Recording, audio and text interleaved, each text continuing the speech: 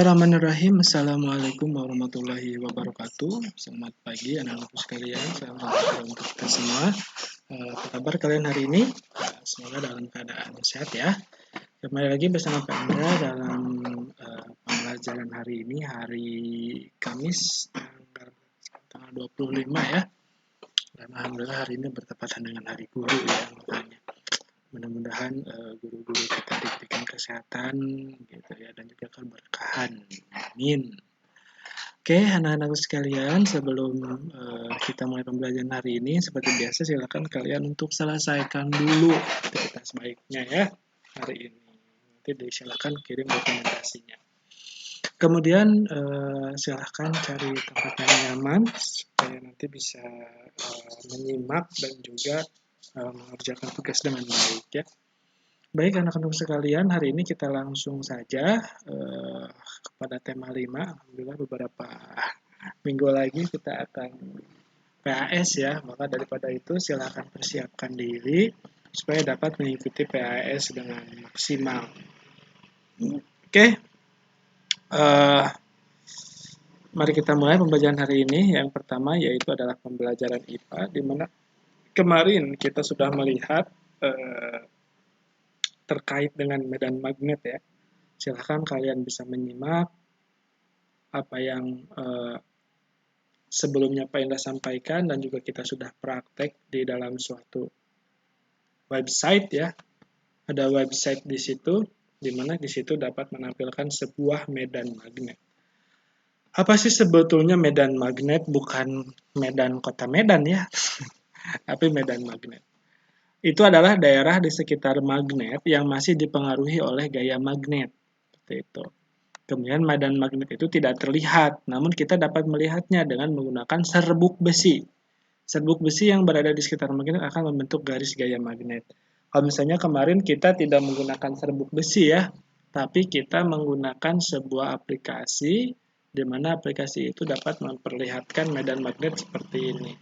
Nah, seandainya di rumah kalian ada magnet, kalian di situ bisa taburkan pasir ya, kalau misalnya tidak ada serbuk besi, maka itu akan terlihat sebuah medan magnet. Namun, di era modern ini kita bisa melihatnya dengan menggunakan aplikasi. Ya, kemarin kita sudah melihat bahwa di sini adalah kutub utara dan juga kutub selatan ya. Oke. Kita lanjutkan. Nah, sekarang kita akan cara membuat magnet, akan belajar tentang cara membuat magnet.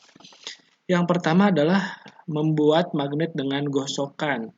Nah, mungkin nanti ini kita akan mencoba ya, atau misalnya kalian ada di rumah silahkan praktek langsung. Yaitu membuat magnet dengan gosokan. Dilakukan dengan cara menggosokkan magnet pada benda magnetis, misalnya besi.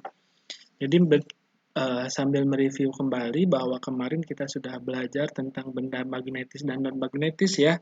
Jadi magnetis itu adalah benda-benda yang dapat menempel terhadap magnet atau yang terbuat dari logam, kecuali aluminium ya. Nah, seperti besi, baja, apalagi apa ya, misalnya perunggu ya, perunggu nempel nggak kira-kira. Nah, seperti itu ya. Nah, kita bisa dengan cara menggosokkan ya. Misalnya kita punya magnet. Nah, kita punya magnet. Kita punya magnet, dan kita gosok-gosokkan ke besi seperti ini. Nah, gosokan dilakukan secara searah dan menggunakan kutub. Udah saya Pak. Atas. Baik.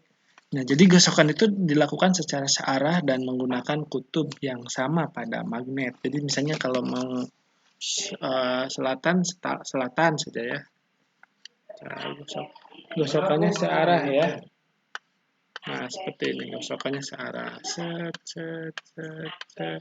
Seperti itu ya. Kemudian semakin lama waktu menggosokkan, maka semakin kuat sifat kemagnetan pada besi. Kemudian selanjutnya yang kedua adalah membuat magnet dengan induksi.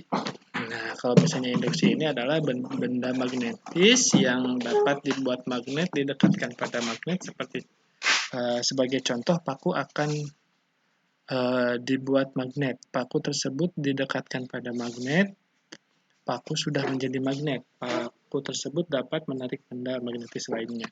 Nah, kalau misalnya kalian di rumah punya sebuah obeng ya, obeng yang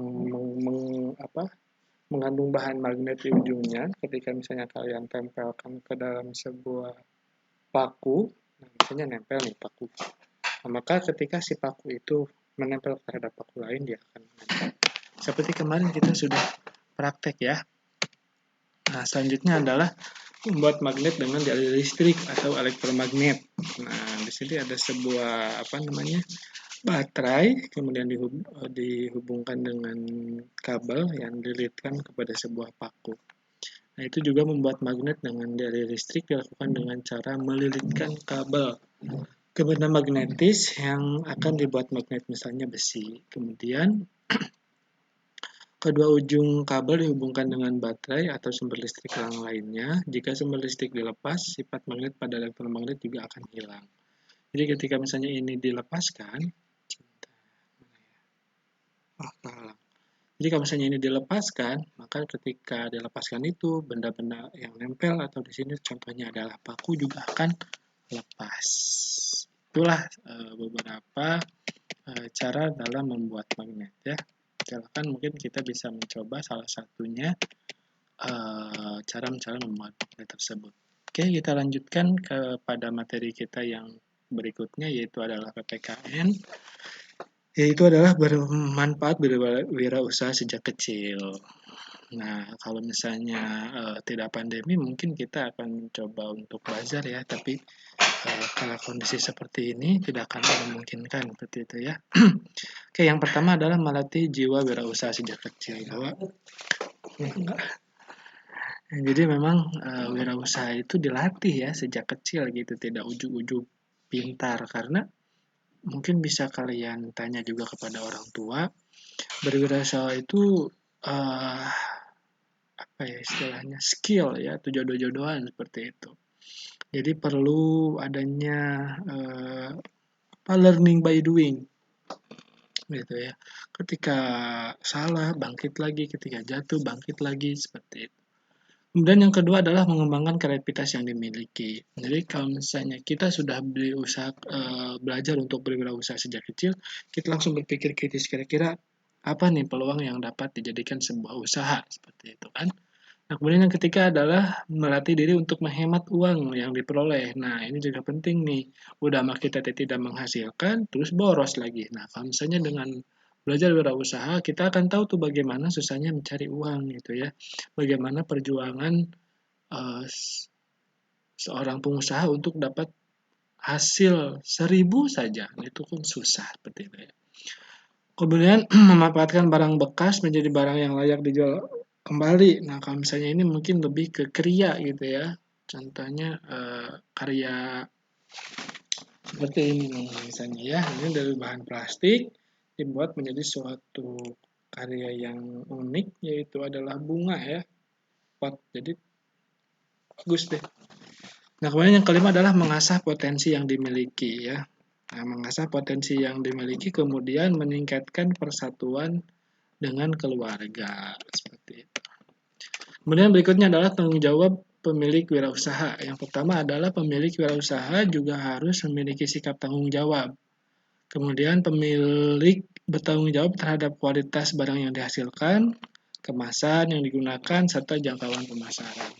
Semua tanggung jawab tersebut sebaiknya dipenuhi oleh pemilik usaha agar usahanya semakin berkembang besar. Jadi dalam berwirausaha kita juga harus memiliki tanggung jawab ya. Misalnya, jangan sampai wirausaha kita itu merusak lingkungan, kemudian mengganggu tetangga, kemudian dapat merusak badan ya, karena menggunakan bahan-bahan yang kurang higienis seperti itu ya. Maka kita itu harus jujur dalam berwirausaha, seperti itu ya.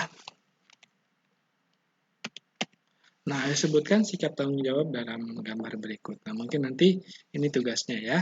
Kita akan belajar tentang tanggung jawab dalam gambar berikut. Jadi kalian silahkan mengamati gambar dan kira-kira apa sikap tanggung jawab dari gambar berikut. kalian boleh memberikan karakter ini siapa gitu ya. Kemudian kalian silahkan jabarkan. Jadi itulah anak-anakku sekalian, pembelajaran hari ini kita sudah belajar tentang bagaimana membuat magnet, yaitu dengan menggosokkan, kemudian membuat induksi yang artinya ditempelkan seperti ini ya, kemudian juga dialiri listrik, dan sikap atau manfaat berwirausaha sejak kecil dan tanggung jawab dalam memiliki wirausaha. Nah, sekarang mungkin itu saja yang dapat Pak Indah sampaikan. Terima kasih banyak atas perhatiannya. Semangat untuk belajarnya, dan Pak Indah tutup dengan wabillahi taufiq wal hidayah. Wassalamualaikum warahmatullahi wabarakatuh.